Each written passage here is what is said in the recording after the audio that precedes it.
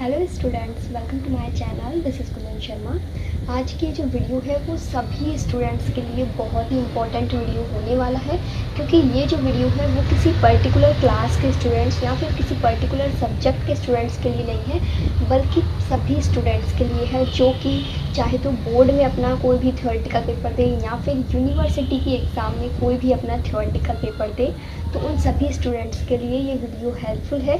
क्योंकि आज का हमारा टॉपिक रहेगा, यदि आपको आपके एग्ज़ाम पेपर में कोई क्वेश्चन नहीं आता है, कि आपको कोई भी आइडिया नहीं है उस क्वेश्चन के बारे में, तो उसका आंसर आप किस तरह से लिख सकते हैं और जिससे आपको मैक्सिमम मार्क्स मिल पाएँ। यानी ज़ीरो के अलावा आपको कुछ आधे या फिर थोड़े से नंबर तो उस क्वेश्चन के अंदर मिल जाएँ, तो उसका आंसर आप किस तरह से लिखें एग्ज़ाम में, इस चीज़ पर आज हम डिस्कस करने वाले हैं इस वीडियो के अंदर। अब इस वीडियो के अंदर जो मैं आपको सॉल्यूशन बताने वाली हूँ, जो तरीका बताने वाली हूँ कि आपको जो क्वेश्चन नहीं आता एग्ज़ाम पेपर में उसका आंसर किस तरीके से लिखना है, ये केवल उनके लिए है जिनका जो एग्ज़ाम पेपर में थ्योरेटिकल्स जो आंसर होते हैं उनके लिए।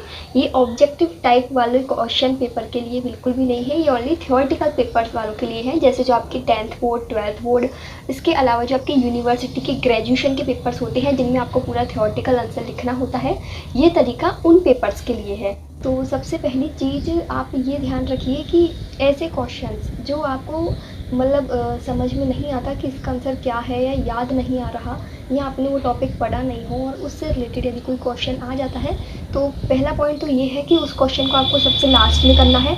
पहले वही क्वेश्चंस करने हैं जो कि आपको अच्छे से आते हैं। क्योंकि यदि आप स्टार्टिंग में ही जो मैं तरीका बता रही हूँ, स्टार्टिंग में ही उस तरीके से उसका आंसर लिखोगे, तो वो आपका एग्जैक्ट आंसर तो होगा नहीं, क्योंकि सही आंसर तो आपको याद ही नहीं है ना उसका, आप कुछ बनाकर ही तो उसमें लिखोगे।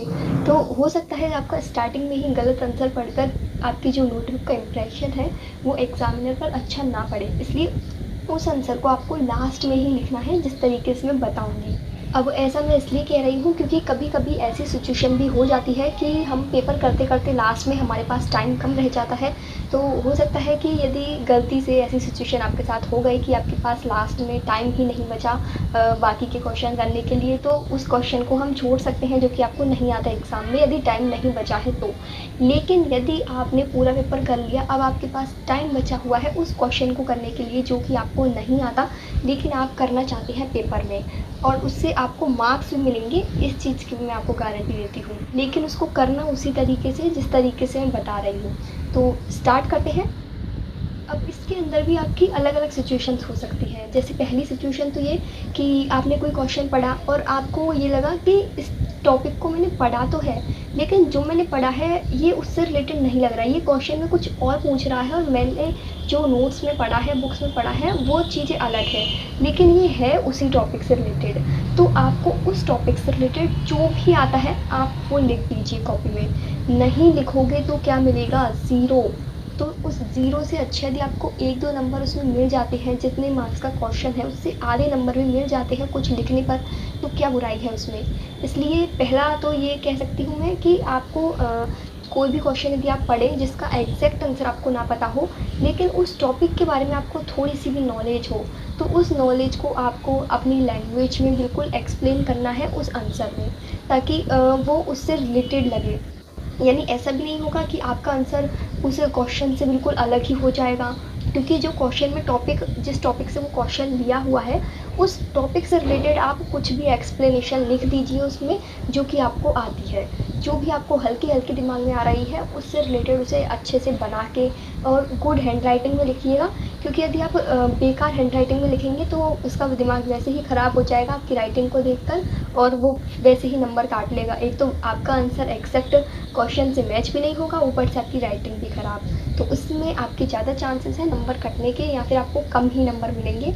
लेकिन यदि आप एक गलत आंसर को या फिर थोड़ा उससे रिलेटेड एक अलग आंसर को गुड हैंड राइटिंग में लिखते हैं, तो उसमें भी आपको मार्क्स मिलने के चांसेस हैं।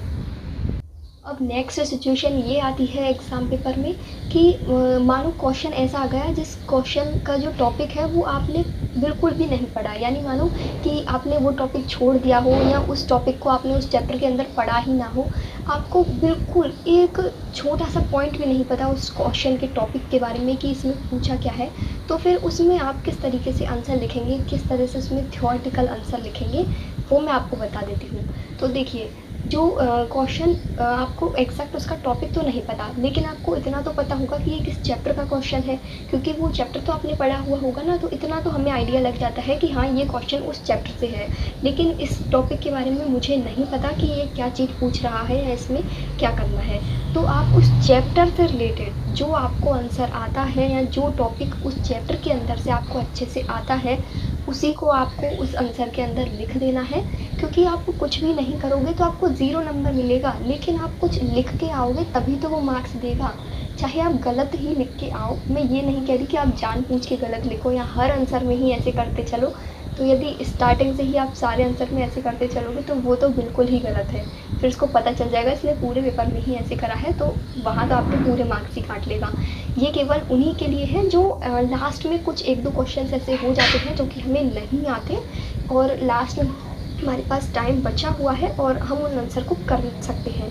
तो इस जो सिचुएशन होती है उसमें आपको उनके इस तरीके से आंसर कर देने हैं। यानी आप उस चैप्टर से रिलेटेड जो टॉपिक आपको अच्छे से आता हो उसमें उसका आंसर उस क्वेश्चन में लिख दीजिए और जो क्वेश्चन पूछा गया है उसके कुछ वर्ड्स उस आंसर के अंदर मिला दीजिए ताकि वो उससे रिलेटेड लगे।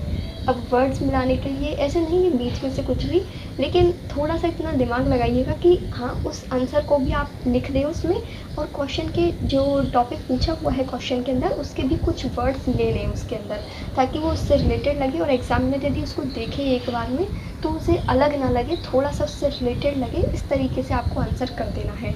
अब मैं ये नहीं कह रही कि इसमें आपको फुल मार्क्स मिलेंगे, लेकिन हाँ इसमें आपको 1-2 नंबर या फिर हाफ मार्क्स तक मिल सकते हैं आराम से, यदि आपने उसे गुड हैंड राइटिंग में करा है तो।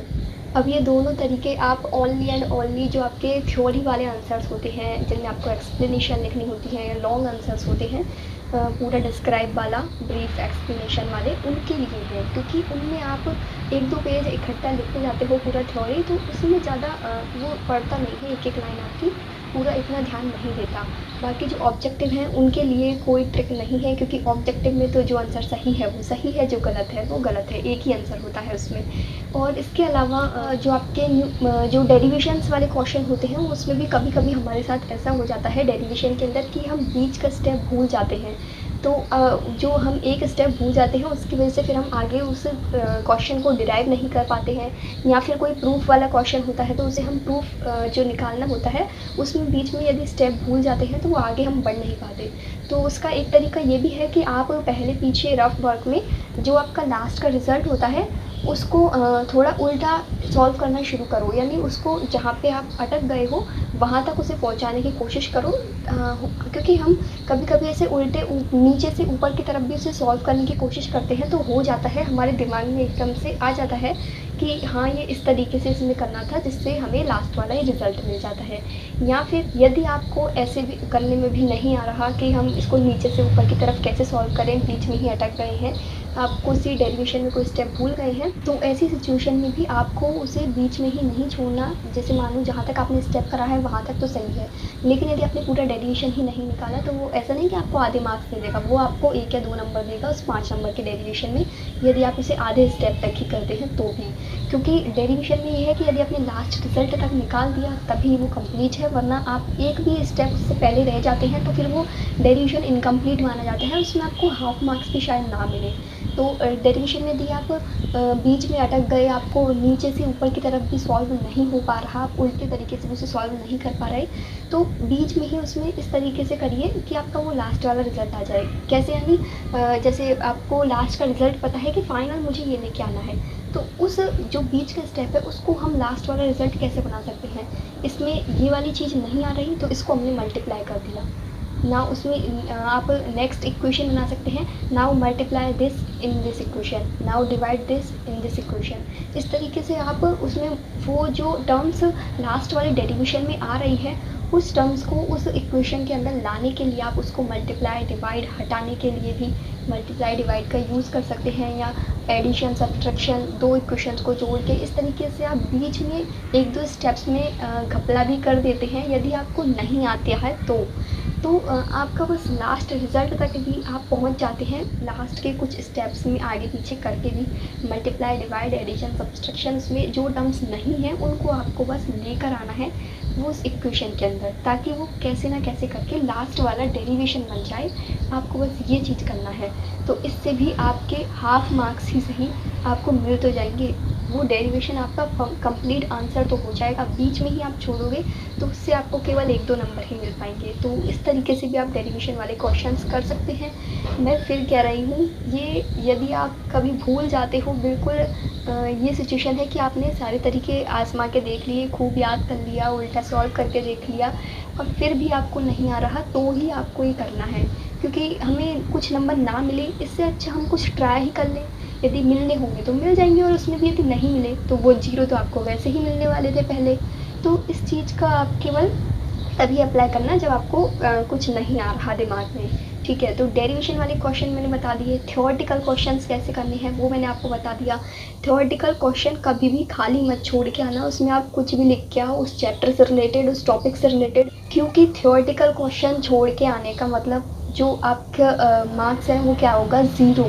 उसमें आप कुछ भी लिख के आओगे, 1 पेज, 1.5 पेज, 2 पेज, जितने का भी आपका मार्क्स के अकॉर्डिंग जो आंसर लिखते हो आप, तो उसमें आपको एटलीस्ट हाफ मार्क्स तो मिल ही जाएंगे, चाहे वो उस टॉपिक से रिलेटेड हो या ना, या आपने कुछ भी उस चैप्टर से रिलेटेड लिखा हो। क्योंकि एग्जामिनर को मार्क्स देने के लिए आपको कुछ लिखना तो पड़ेगा, खाली पेपर में थोड़ी ना मार्क्स देगा वो आपको।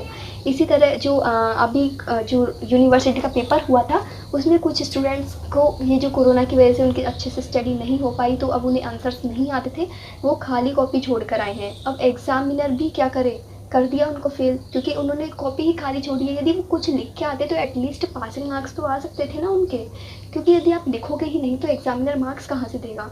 तो इस चीज़ का आप ज़रूर ध्यान रखें, कभी भी खाली कॉपी ना छोड़ कर आएँ। आई होप आपको इस वीडियो से थोड़ी सी हेल्प मिली होगी, थोड़ा सा आइडिया लग गया होगा कि किस तरह आपको थ्योरेटिकल पेपर के आंसर्स लिख के आने हैं। यदि कोई क्वेश्चन आपको नहीं आता एग्ज़ाम में तो किस तरीके से आप उसे करके आ सकते हैं। Thank you for watching this video. Bye bye, take care, have a good day.